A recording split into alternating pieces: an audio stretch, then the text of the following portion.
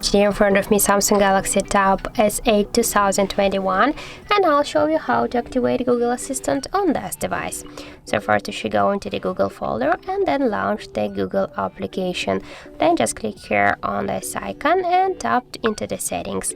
Here you will see the Google Assistant section. Click here and scroll all the way down to the general options.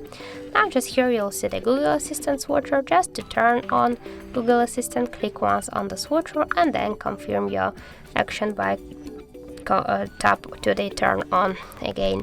So that's it. Thank you for watching, and if you find this video helpful, don't forget to leave a like, comment and to subscribe our channel.